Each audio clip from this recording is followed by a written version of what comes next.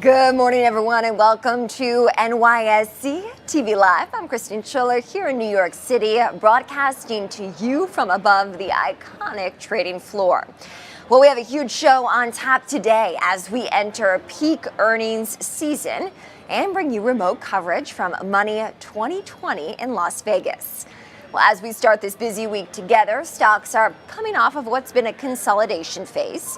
The market took a breather last week following what had been 6 straight weeks of gains for the S&P 500 and the Dow Jones Industrial Average. Well, this morning, stocks are pointing to a fractionally higher open across the board. Now, between earnings from Apple, Amazon, and Alphabet, plus the jobs report on Friday, inflation on Thursday, GDP on Wednesday, traders will have a lot to follow this week, and we will cover it all on NYSE TV Live. Let's take a look at what's on tap in today's show. We head west to Las Vegas, where Money 2020 kicks off. It's a conference covering the latest in financial technology and innovation. The NYSE's president, Lynn Martin, is in attendance, as is my colleague, Trinity Chavez, and we'll get an update on the ground from Trinity soon. Plus, with the presidential election just over a week away, I'll share some of my recent conversation with CNBC anchor Carl Quintanilla about the intersection of politics and money. We spoke a little over a week ago on Inside the Ice House podcast. And as earnings season approaches that peak reporting period this week, an expert on all things technology and entertainment will join me in studio to preview results from major companies like Apple, Amazon, and Alphabet. He'll also give us a glimpse into the music streaming space, with Spotify set to release results this week too. Last night, NYSE President Lynn Martin opened the Money 2020 show in Las Vegas alongside OpenAI's Chief Financial Officer Sarah Friar and Director of the Consumer Financial Protection Bureau Rohit Chopra. To get a sense as to what is on tap today, including the conversations driving financial technology forward, I want to bring in my colleague Trinity Chavez, who joins from the Venetian at a very early hour out west. Trinity, as we await for the doors to open for this conference, it's great to see you bright and early. What are you following today at Money 2020? That's right, Kristen. I mean, the whole team is up bright-eyed and bushy-tailed this morning as we get ready to kick things off here at Money 2020. Of course, things are going to start getting exciting around 10 a.m. this morning when we see people start filling in the stadium. About 20,000 people came from all around the world just to attend here at Money 2020. Some of the things that we're going to be watching out for today, a lot of the panel discussions and keynote speakers are going to be taking place today. They're going to be discussing applications like tokenized assets and central bank digital currencies. One of the focal points today is going to be blockchain technologies and cryptocurrencies and the regulation that we are, lack thereof, not seeing or seeing right now in the space, and how we're going to see businesses start to implement more of these sort of techniques into their business model and bottom lines. So that's going to be one of the things that's on tap today here at Money 2020. And then later on, we're going to hear from Visa, Plaid, and other major players that will tackle the rise of embedded finance, as well as its potential to bring financial services directly to the consumer. So we're going to be hearing about a lot of applications that are sort of reshaping the way people transfer money, get their money, their experience with banking institutions, and just really what everyday consumers are utilizing to exchange or save their money. Kristen? Trinity, so interesting, especially as we see this economy pick up, the consumer remains strong, inflation start to come down. I know you're also moderating a panel with Gary Cohn, Vice Chair of IBM, former cabinet member in former President Trump's administration, Talk to me more about what you'll be discussing with Gary Cohn a little bit later. I believe that we're experiencing some technical issues right now, Kristen. I'm not sure if you could hear me on the other end, but I believe you were asking me about the panel that I'll be moderating later on with Gary Cohn of IBM. Of course, he is the vice chairman there, and we're going to be talking about just how his overall experience, not only in the public sector, but the private sector, has really shaped how he has transformed IBM and what their business outlook is and how it's impacting their business strategy. But also we're going to be talking about the implementation of AI, Gen AI. Of course, we would be remiss if we wouldn't be talking about that and how that's really shaping the overall business landscape in various sectors. And also what his advice would be to businesses, other businesses out there, entrepreneurs who are going about the implementation of this sort of technology. He's also going to be talking about the regulation behind this and how, of course, the presidential election with only 8 days away, how that is really going to shape the overall business trajectory when it comes to the implementation of these sort of technologies and what we can expect not only for the near term but for the long term, and really how his experience has again shaped the way he does business and his business strategy at IBM and everything that he recommends other businesses and how they should move forward when they're trying to implement this sort of advanced tech into their business strategy. But also cybersecurity again is at the forefront of conversations with the implementation of this sort of technology. So that's going to be an area of focus that we talk about. And this is really just an opportunity to give the average viewer who might not know so much about this space really an opportunity to adapt and consume all of the key trending topics right now that we're seeing unfold in the business landscape, and of course why it matters to you and your money. Kristen? I love it. Of course, as we try to get these transactions quicker, faster, more transparent as well. Trinity, a lot of good coverage coming out of Vegas for this event. And I know you're also doing a series of interviews on your other show, Taking Stock. Talk to me more about who you'll be sitting down with these next few days at the Venetian and what specifically you'll be discussing. Well, I mean, we have an action-packed schedule while we're here on the ground. We're going to be speaking with MasterCard. Again, at the forefront of that conversation, we're going to be talking about digital assets, cryptocurrencies, blockchain technologies. Are they going to be implementing that into, again, their business strategy, or how they see it impacting the overall financial sector right from their vantage point? We're also going to be speaking to the CEO of Fiserv. They have some major news announcements that they want to share with us on NYSE TV Live. We'll be discussing that, but we'll also be talking about some of the biggest trends that we're seeing right now in the business landscape, as well as some innovative technologies that they're now incorporating into their business strategy and what it means for their audience, their consumers. We're also going to be talking to Tracy Davis. She is the Chief Strategy and Growth Officer of Money 2020. We're going to be hitting on all things that are happening and unfolding here on the ground over the next 3 days. So again, we have an action-packed show. We're going to be filming those for Taking Stock, and I believe we're going to be clipping some of the sound bites from the interviews that we're doing today to work into the show tomorrow so we can have that discussion, Kristen. All right, Trinity Chavez, live for us on the ground at Money 2020 in Las Vegas. Trinity, thanks so much, especially for getting up early. All right, well, we'll be checking in with Trinity a little bit later in the show, as I mentioned, but stay with us because we have much more of NYSE TV Live, including the lead up to the election, what it means for you and your money after the break.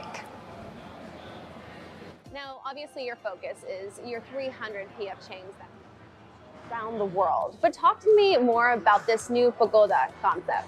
The type of service and food that we serve, which is made from scratch, high quality ingredients, great hospitality, great ambience, that can be used in more use cases, more need states, more occasions, to more people more frequently. So the light bulb moment, if there's one, is, wait a second, we can do a great job for you on a lunch during the week. And and it can be very fast, it can be very affordable, it can be very, very abundant, and of course delicious. We just have to adapt the way we do things, steps of service, abundance, price points, to be able to serve you this way. Now, while you're remaining so agile with this ever-changing landscape in the food and beverage sector, how do you sustain your authenticity? The brand has to know, what they stand for, right? In our case, is every day is a celebration. We want to elevate every occasion and make it special to people, right? So if it's a day-to-day lunch, we created a concept here in the US that we call Express Lunch in our bistros, which is lunch in 20 minutes or lunch is on us. It's the same ingredients, same kitchen, same steps of service, just an individual bowl because that's the occasion there. So understand who the brand is, what the brand stands for, and what the consumer, the customer, in our case, the guests, the way they want to live their lives, and adapt ourselves to serve you this way. I believe that's where we found a lot of success, and we continue to do that moving forward. How do you think your new Pagoda concept will impact the broader food and beverage sector? We believe we can play in a segment which is fast casual, where it's more a customizable, super fast, abundant experience that's very affordable, that we can put people through the line. Welcome back to NYSE TV Live. I'm Kristen Scholler here in studio at the New York Stock Exchange. Well, we are just over a week away from the 2024 presidential election.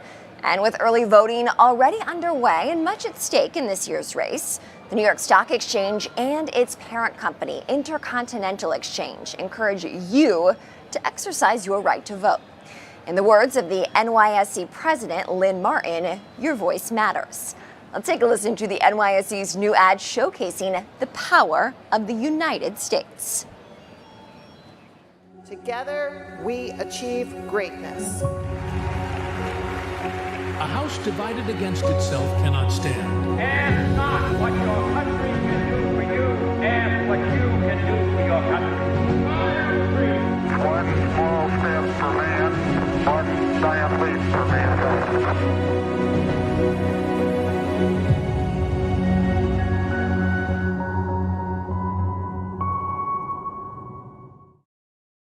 The election is just 8 days away, and as traders try to position themselves for the outcome, I had the chance to talk about its potential impact on your money with CNBC anchor Carl Quintanilla a little over a week ago.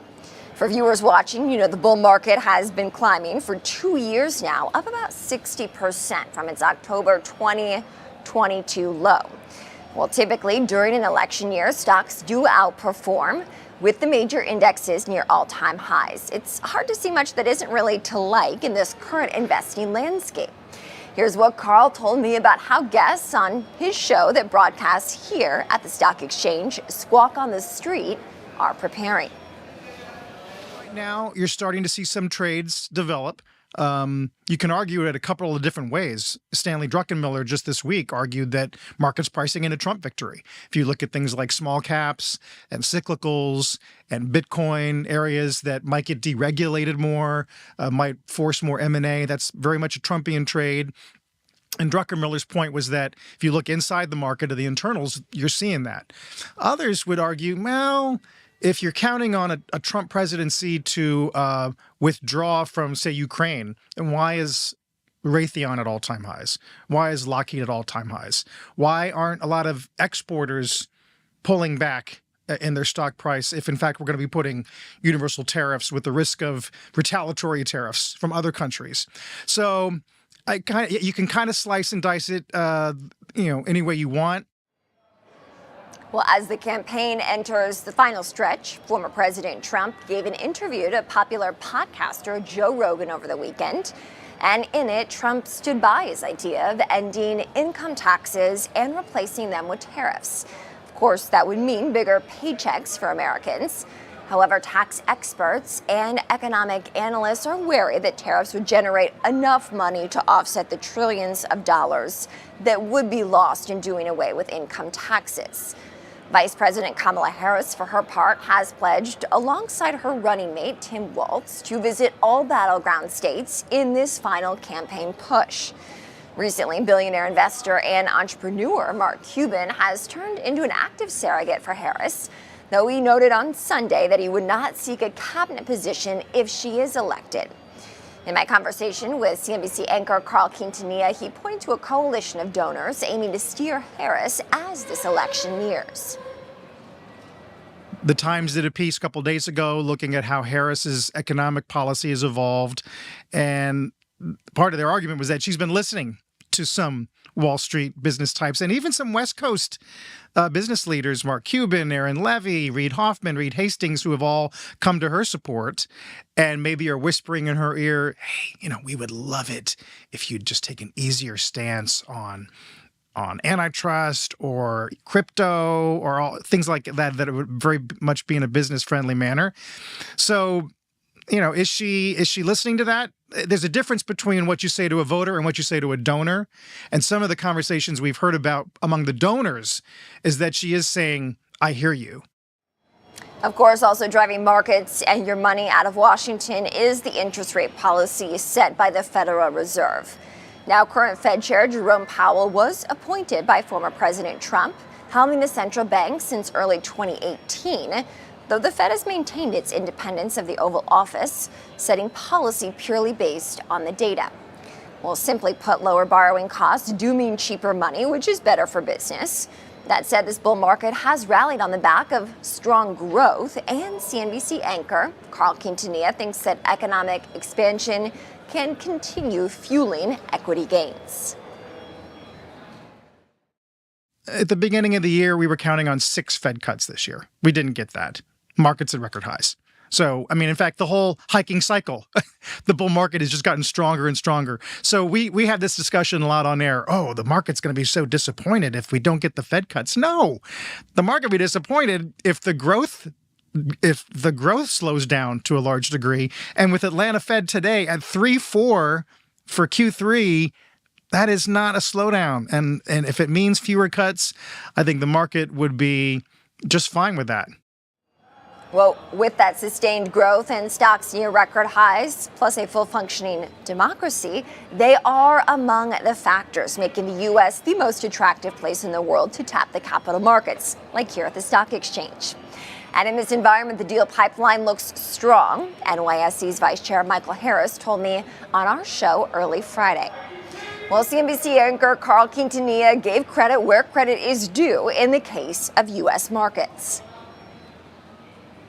Look back at the last couple of years and this bull market and everything that's been thrown at it, from Ukraine to inflation to the election, it's kept its eye on the ball. Mm-hmm. And that really is a testament and a tribute to American capital markets. No global capital markets structure has that kind of intelligence, in my view.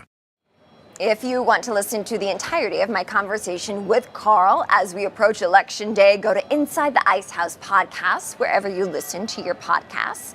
Viewers can find the roughly 40-minute episode out today on Spotify, Apple Podcasts, the NYSE's YouTube page at NYSE Official, and of course, tv.nysc.com.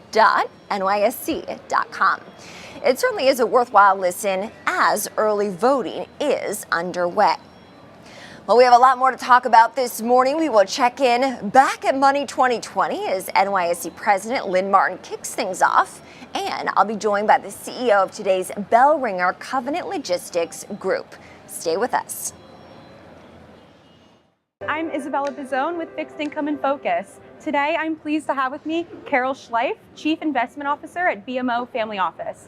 So, Carol, providing wealth management services to high net worth clients demands diversity across instruments. How are you and your clients using fixed income products, especially in this higher for longer rates environment? We've always used a variety of fixed income products in the public and the private markets, from separately managed accounts managed internally or managed with outside managers that we use. We use mutual funds, ETFs.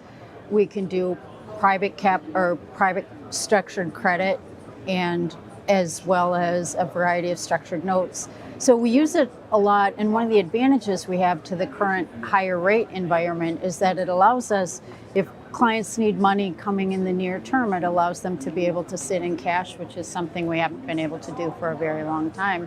So there's a variety of ways to play it, especially with higher yields across most of the instruments we're using. Absolutely. So speaking of a high rates environment, we've seen substantial market commentary during the rise of interest rates and inflation that challenges the traditional 60-40 equity to fixed income allocation. So in your role, how do you determine the appropriate allocation strategy, and have you seen any shifts in recent years? Well, the interesting thing is that there was a lot of calls for the death of the 60-40 portfolio back in 2022 when both stocks and bonds were down so much. But it always starts with the individual client and what they're looking to do. And it can be different even within different generations of the family. Anything they're going to need in the next couple of years should not be in very long-term investments, should be shorter term. And as we were talking about, you have an ability to get paid to do that, which you haven't had for 10 to 15 years. So it's very bespoke per client, but we never. Welcome back to NYSE TV Live, everyone. I'm Kristen Scholler here at the New York Stock Exchange. Well, the NYSE has a large presence at Money 2020 in Las Vegas this week, including a keynote from our president late yesterday. For more, I want to bring back in my colleague Trinity Chavez, who was at the event late Sunday. And Trinity has doors prepared to open today for Money 2020 at the Venetian. What did the NYSE president, Lynn Martin, have to share on stage yesterday?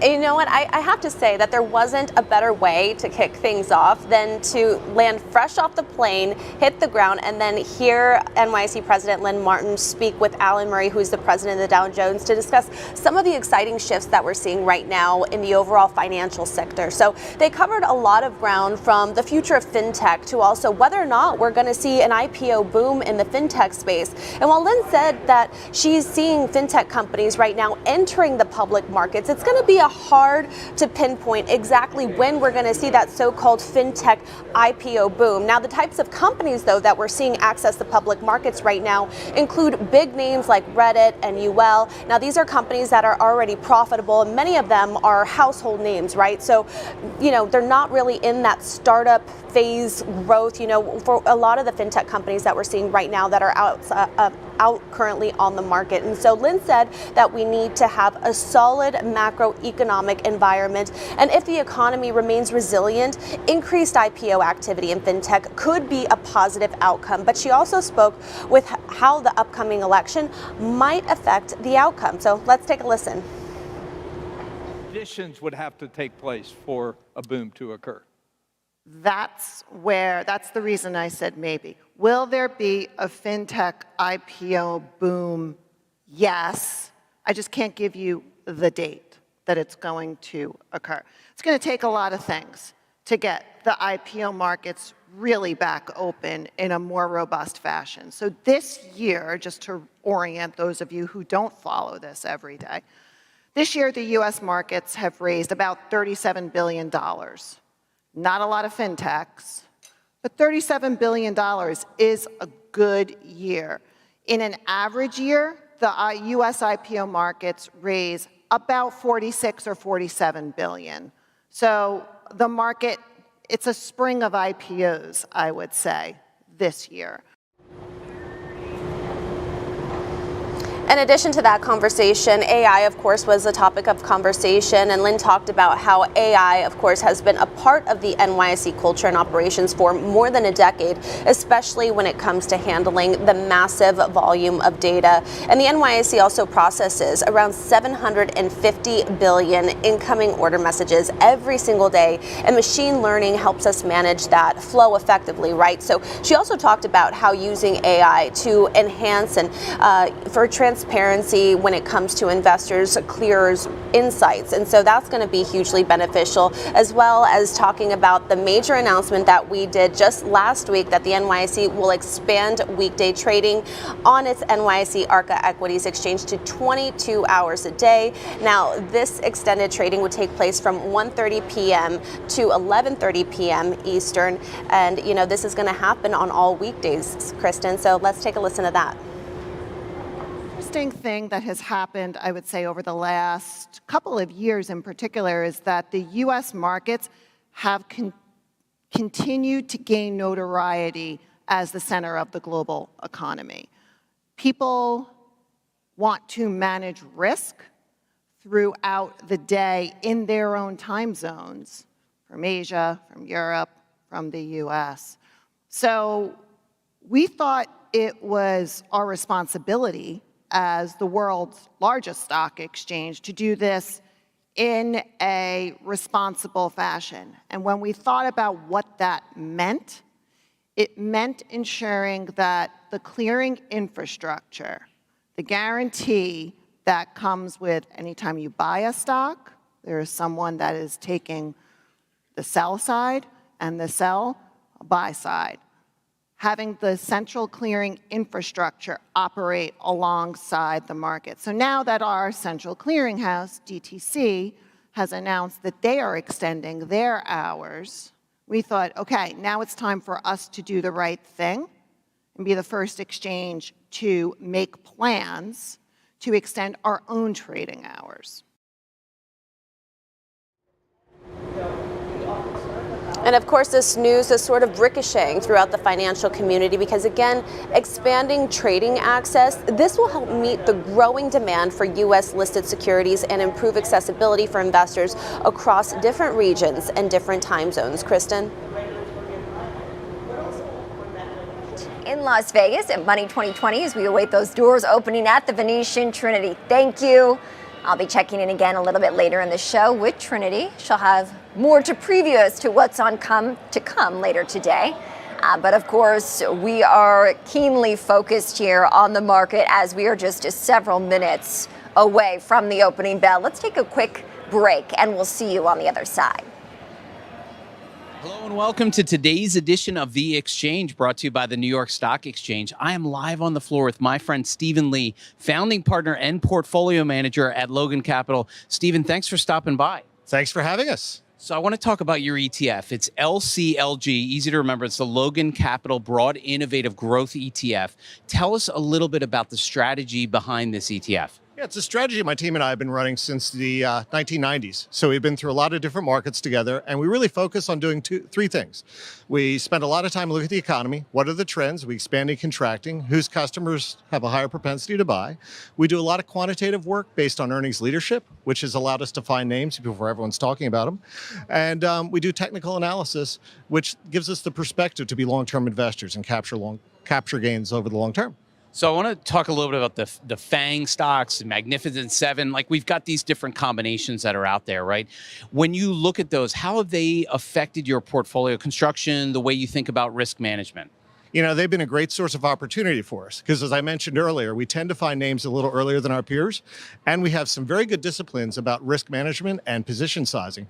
So very often we'll find that those stocks have been, as they appreciate and become big parts of the benchmark, we can sell into that strength and then use our earnings leadership work to find the next generation names. So often when the FANG stocks get to be a big part of the benchmark, our risk reduction has us taking profits and planting seeds for the future. So let's talk about current investments, recent investments. You know, are there certain names in the portfolio? You know, where has performance been coming from for your ETF?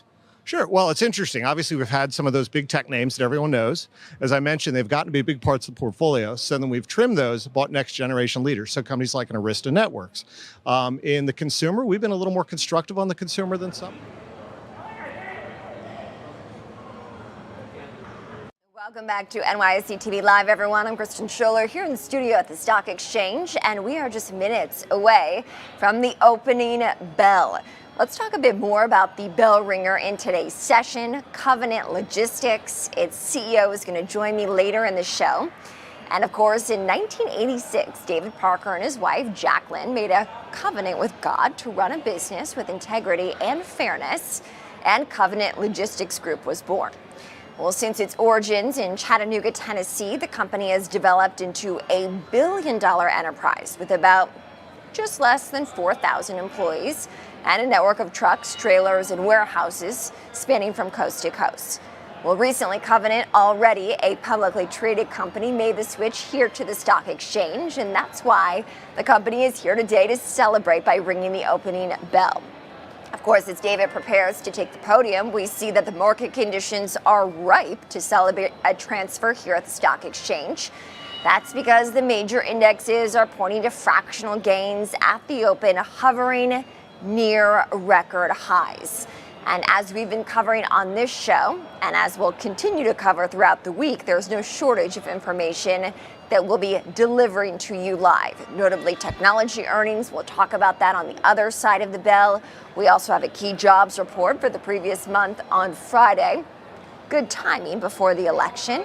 We have an inflation report on Thursday and a GDP report on Wednesday. Between data and earnings, this is the growth that fuels the stock market, and so investors will be looking to see how much more this bull market can climb in the interim after we've seen the S&P 500 rise more than 60% since 2 years ago at its October 2022 low.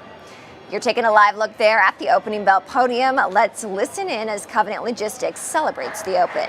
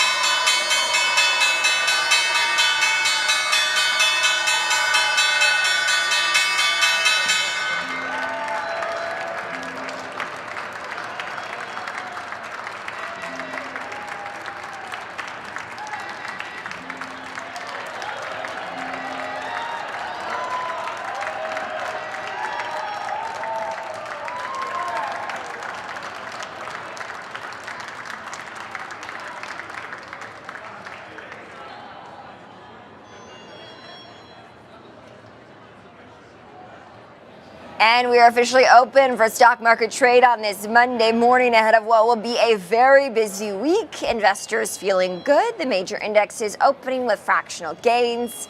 We have key earnings reports from NYSE listed companies like Ford Motor and Viep Corp that'll come after the close today. They, of course, precede reports from tech giants like Apple, Amazon, and Alphabet later in the week.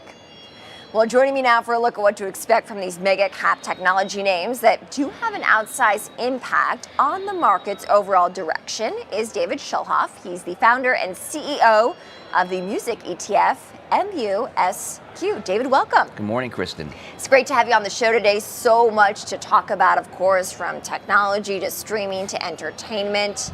How important is music streaming, for instance, to some of the tech names that are set to report this week? Well, in this country today, 84% of all music consumption is dominated by streaming. So I would say very important.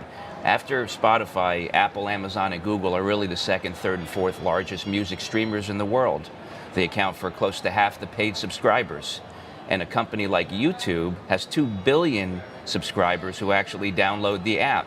So, look, while they're a small portion of revenue for the overall company, they're still important. They're an important part of the music ecosystem. So we look carefully at the results of these subscribers when they report. So when they report results this week for the health of the music industry, what are the key metrics that you'll be watching to gauge the pulse? So first we look at monthly active users. So we want to see if Spotify's monthly active users are growing. We want to look at paid streaming subscribers. We want to see what kind of revenue they're generating for the quarter. Streaming is growing at 10 to 15% in this country, and it's growing as high as 25% in the emerging markets. And so every quarter we like to see more consumers basically consume paid streaming subscription plans. And then we'll also look to see whether these streaming companies are raising rates. Because if you look, every quarter they've been raising rates because music is very under-monetized. Music is cheap compared to what you pay for all the other streaming services like Disney and HBO Go. So that's why all the companies from Spotify to Apple to Amazon are all in the process of raising rates almost every quarter. I do want to talk about Apple in particular. It is one of the biggest companies out there, is a real good pulse on the overall health of the economy because it is sort of a value stock and a growth stock at the same time. I think streaming would be a growth element. So music streaming would fall under its services business. Can you quantify just how important this is to Apple's overall performance? Sure. So in 2023, Apple Music generated $9.3 billion from Apple Music. That was about 6.7% of the Apple services business. So a pretty meaningful contribution. They're the second largest streaming provider after Spotify. They reported approximately 100 million paid streaming subscribers. They're about 15% of the $50 billion streaming market. So again, while it's a small portion of the $400 billion in revenue that the corporation generates in revenue, 6 to 7% of the services business is meaningful. So we look at that as a valuable contribution in our music industry. I do want to talk about Amazon because I have an Alexa where I live, and it is constantly, pushing Apple Music, constantly pushing Amazon Music. Has that been able to stick with consumers?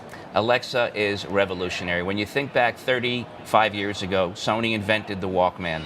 Right after the Walkman, Steve Jobs invented the iPod. This is the new Walkman. Only the difference here, Kristen, is that it's not limited by anything except your imagination. It is a virtual portable device now. You can create playlists, it can serve up music, it can do anything for you.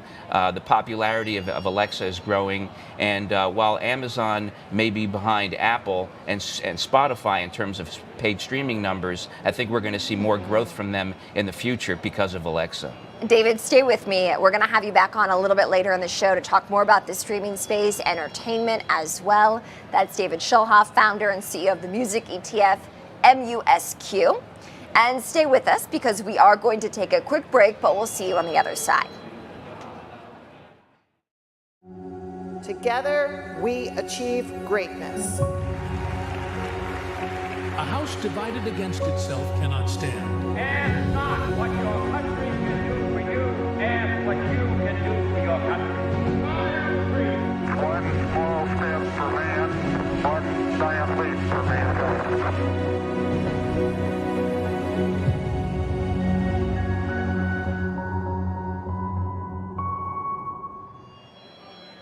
All right, well, as we are officially open for trade here at the Stock Exchange, I do want to bring in my colleague Trinity Chavez, talking all things money when it comes to financial technology out west, a very early hour in Las Vegas.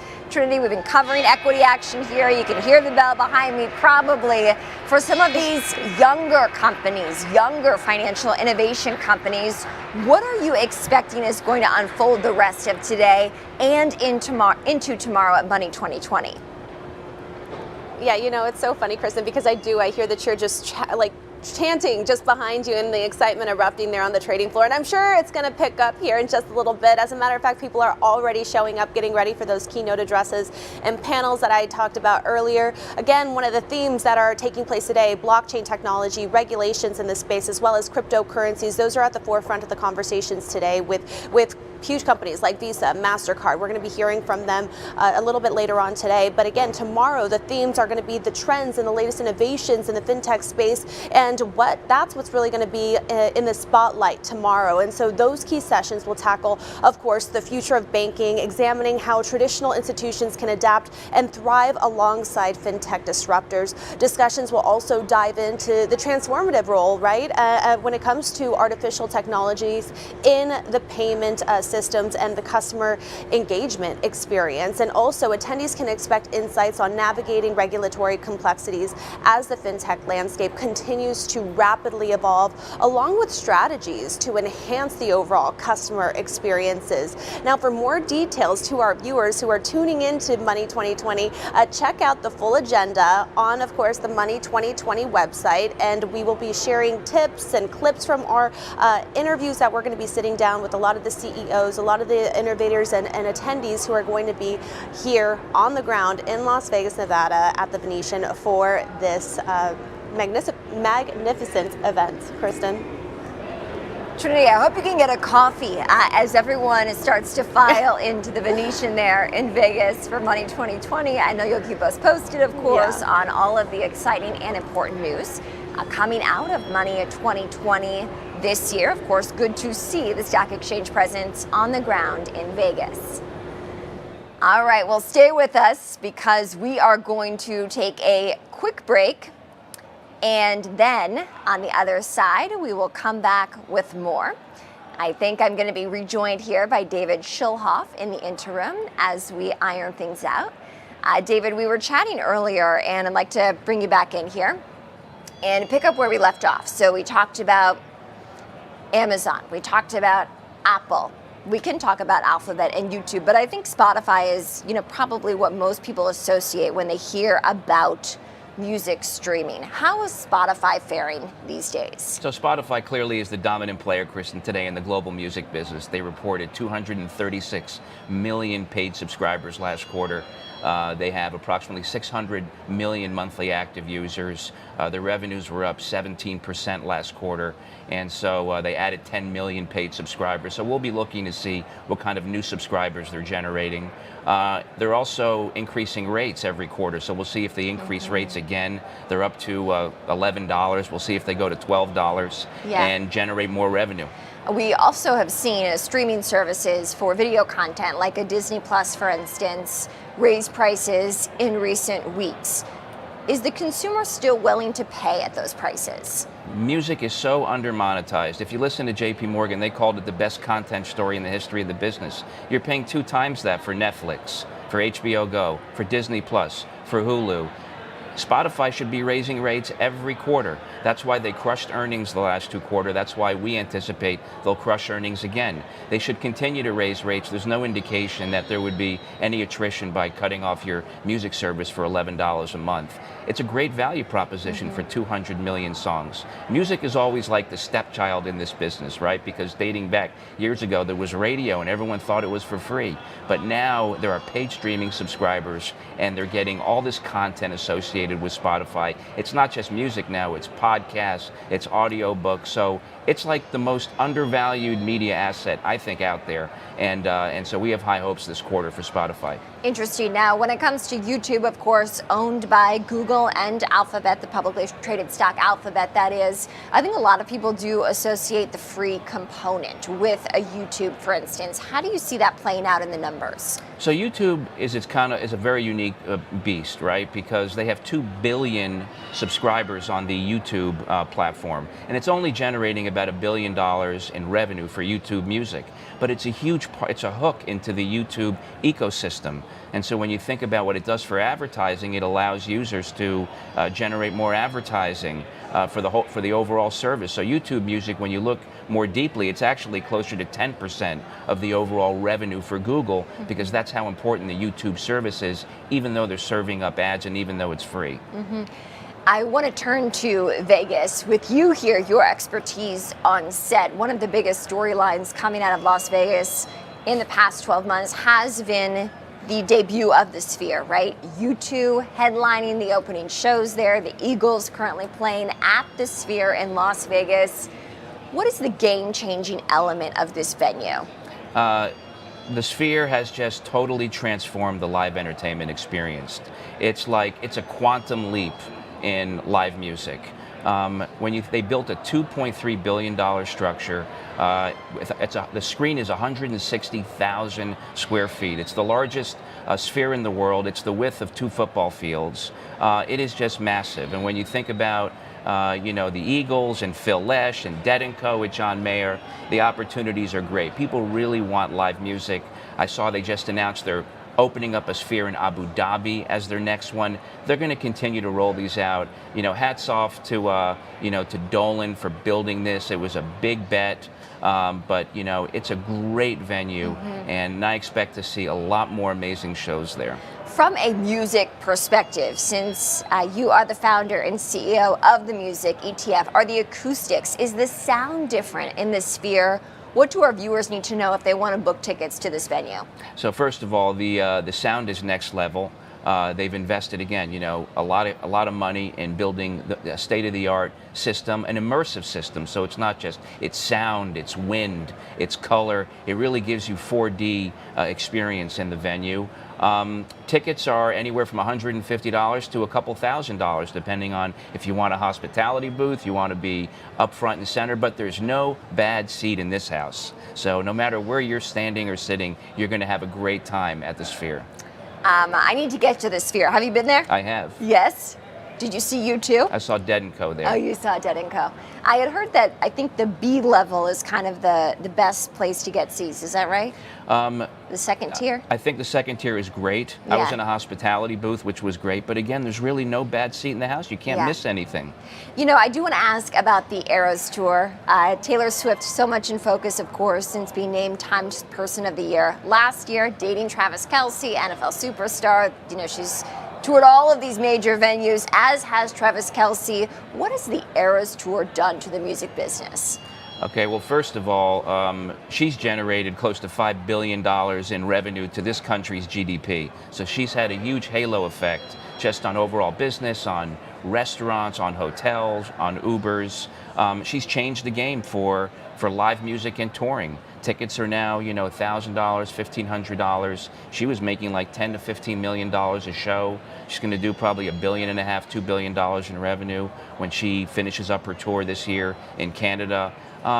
It is just such a massive tour. But she's just an amazing artist, you know. She's just a very unique person. Look, she's obviously like prom queen and prom king with Travis Kelce right now, so she's in the zeitgeist. But she's having a huge impact on businesses around the world. Small business owners are able to capitalize on the excitement and frenzy. I call it Swiftonomics because that's really the kind of impact that she's had. It's been quite impressive to see. David, great to get your take, especially as we await technology, entertainment earnings this week. Peak earnings season. David Schulhoff, of course, joining me in studio. He's the founder and CEO of the music ETF, MUSQ. Well, stay with us because we're going to take a quick break, but we'll have more to catch you up on the other side, of course, as the market opens and stocks gain fractionally with major indexes right near record highs.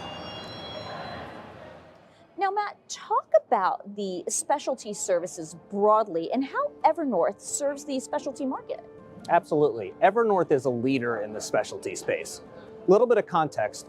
Specialty drugs are those that are used to treat patients with complex conditions like rheumatoid arthritis, MS, or even cancer. Very often these are infused or injectable medications. They'll typically have strict storage and handling requirements. We have some drugs in specialty that need to be infused into a patient 24/7. Even a lapse in treatment of just a few minutes can lead to serious medical consequences. The medications can also be quite costly. There are some specialty drugs that can cost hundreds of thousands or even millions of dollars per patient. And we expect demand for these specialty drugs to increase significantly over the next several years, and that's fueled by a wave of complex drug innovation. I'll give you one data point on that. Last year, over 70% of the drugs that were approved by the FDA were specialty drugs. Now, in the specialty space, we have several different ways at Evernorth that we serve the market. We have our leading specialty pharmacy, Accredo, where we treat over 1 million patients with over 7 million specialty prescriptions annually. We have our specialty distributor, CuraScript, where we serve over 12,000 healthcare providers. And then we have a collaboration with a company called CarePath RX that serves over 700 hospitals, health systems, and providers and provides specialty pharmacy and infusion services on their behalf. Now, Matt, we know that specialty drugs are expensive for both the healthcare system and for patients. What is Evernorth doing to increase access and affordability to these life-saving medications? There's a lot that we do, and one example that I would highlight is our focus on the adoption of Welcome back to NYSE TV Live, everyone. I'm Kristen Schuller here at the New York Stock Exchange. Well, it's a big morning today as Covenant Logistics celebrates the opening bell. And joining me now is the co-founder of the company, David Parker. This company is ringing the opening bell to celebrate 30 years as a publicly traded company. It was co-founded by David and his wife in 1986, went public in 1994. David joins me now in the studio, of course, after its recent transfer to the NYSE. David, welcome. Congratulations. Glad to be here. Thank you very much. Why transfer to the New York Stock Exchange? Why did you make sure that your stock is traded here? I tell you, it was after a lot of research that we did internally that said it was really the place to go. We liked, and since then, since we have been with the New York Stock Exchange, it's been unbelievable. It's really everything that we learned beforehand has been proven as a fact afterwards. So it's been just a great event. It's been great for our company.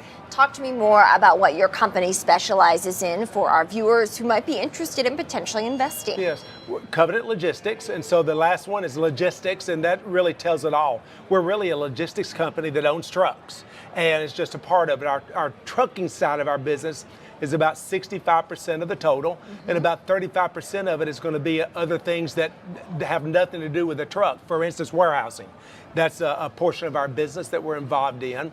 And so it is a logistics company that gets deeper in the supply chain. That's what our goal is to get deeper to provide the service that our customers are really wanting. So many investors and American consumers want the current pulse on the supply chain. Can they get their goods in time? Yes. What would you tell them? Well, I will tell you this, is that we've all lived through the last 3 or 4 years when 21 hit and you could not get your product to the end user. And so today is pretty straightened out. There's not many issues that are going on today. So really we're just living with how the economy is doing today. And so the bottlenecks that were there during the supply chain disruption have really corrected themselves. Interesting. Now, in terms of what's ahead for your company and your sector, what would you tell our viewers? I will tell you that during the supply chain disruption, lots of capacity came into the market. It's in the process of disappearing. So I would tell you in the next 3 to 4 years, transportation, logistics is going to be an unbelievable segment for people to pay attention to. The election, of course, is on the horizon. Is Yes. your company considering the results of the election as having any sort of material or meaningful impact? In our opinion, without a doubt. Without a doubt. When you give us less regulations, when you give us the ability to do better in the economy, then it's going to help us tremendously. So, yeah, it does. It does matter to the transportation industry. Interesting. Now, in terms of what else is on tap here today at the New York Stock Exchange, what do you have in store to celebrate your recent transfer? Yeah, it's been an unbelievable morning.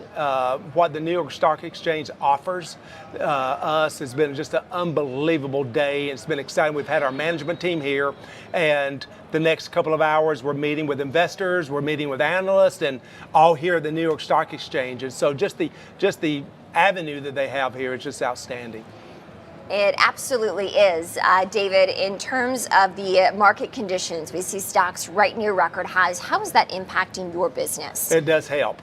There is no doubt that momentum builds. Momentum. Because most of the time when stocks are going up, it's either during or right before the economy really starts doing well. And so as we look at that, our stock has been up very nicely in the last year or so. Even though the business environment has not been that great for transportation, it's in the process, I believe, at getting to first base to be able to do extremely well. How much are conditions like tensions in the Middle East impacting your business insofar as it could impact fuel prices? Yes. There's no doubt that fuel is a major portion of transportation, and so it does have a big cost to it. So every time that crude goes up, our costs are going to go up. So it's something that we pay attention to tremendously, and so it does matter about the fuel. David Parker, thank you so much for joining. David's a co-founder of Covenant Logistics, celebrating the opening bell here today. David, it's great to get your take. Thank you very much. All right, well, as we are officially open for trade amid what will be a very busy week, let's give you a rundown as to what is on tap. We'll have earnings from the largest tech companies out there. They have an outsized impact on the overall direction of the market, so we will be covering them closely here on NYSE TV Live, hearing from companies like Apple, Amazon, Alphabet, Microsoft, and Meta, some of the Magnificent Seven stocks.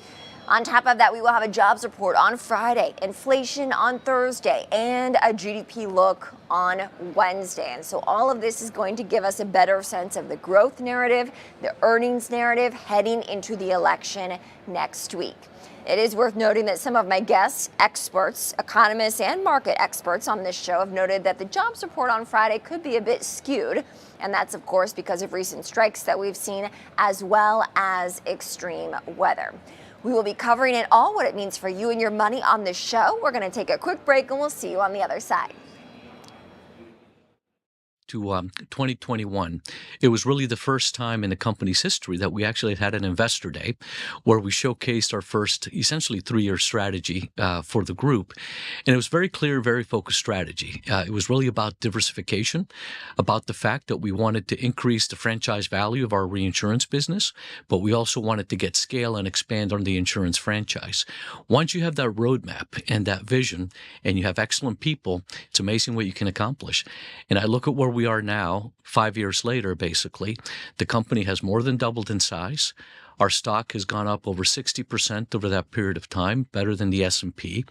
Our book value per share, which is a critical measure in insurance, is also up over 60%. And we have improved pretty much every facet of the company, from underwriting discipline to operating discipline. But one of the most important things we have done is we have created a culture of inclusion and collaboration.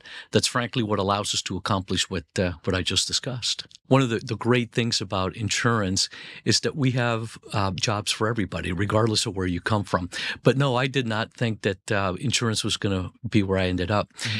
You know, I had gone to the Johns Hopkins School of Advanced International Studies for my master's. I have a master's in international economics.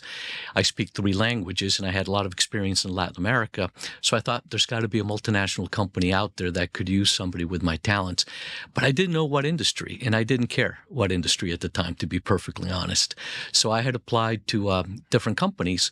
And the way I ended up in insurance is my older brother, who had worked for McKinsey & Company for a long time, had said, listen, AIG likes people with your background.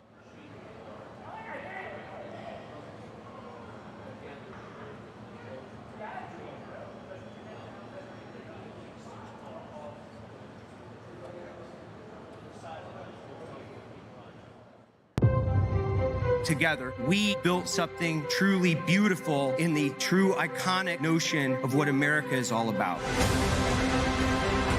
This is our task, this is our mission. We have a clear focus and we have the ability to be agile and innovate. It takes years of dedication to get us to this milestone. It is all because of you. Never doubt that a small group of thoughtful, committed citizens can change the world. It is the only thing that ever has.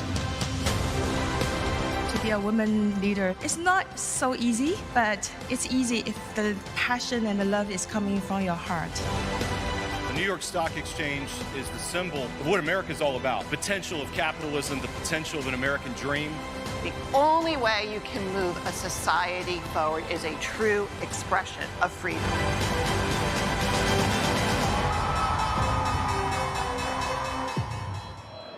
Welcome back to NYSE TV Live, everyone. I'm Kristen Scholler here in studio. We have so many market storylines to cover, of course, over this week together, all leading into an election just 8 days away. Of course, early voting already underway across the country.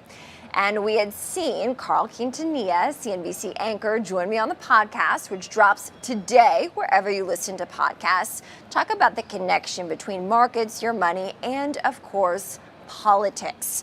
So we'll have more to cover, of course, as we inch closer to that election. But it is worth noting, after Covenant Logistics celebrated the opening bell today, we will see Walmart on that podium later in today's session for the closing bell, and a whole host of ceremonies lined up throughout the week as we continue to check in with my colleague Trinity Chavez, who joins us in Las Vegas throughout these next several days, of course, for Money 2020 coverage. The NYSE has a large presence there, and so we'll be able to deliver to you key updates on financial innovation and how it is changing the game as some of these companies prepare to tap the capital markets, like here at the New York Stock Exchange.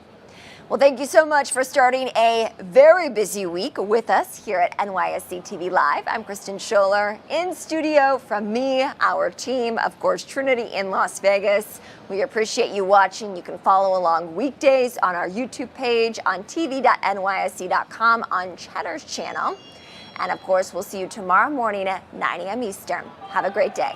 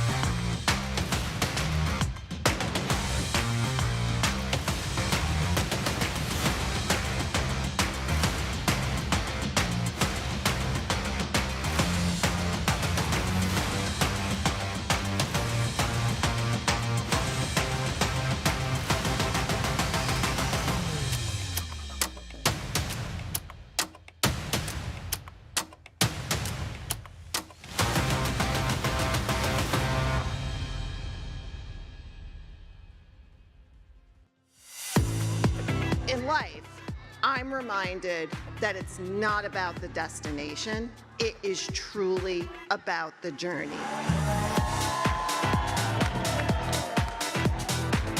My pleasure to greet you today from the center of the U.S. capital markets here at the New York Stock Exchange. I want to just take a minute and not just talk to the people that are in the room, but I want to speak to the rest of the team around the globe. These are people that made this happen, and I know that there is no way we would be here if it wasn't for you. Everyone at Flutter is proud to join such a distinguished list of companies on this great stock exchange. Not many people get to do something big in this world, and we get to do something truly special. This is such a wonderful place to both look back and look forward. Look how far we have come. I'm so optimistic about what lies ahead. It has been a privilege to be with you.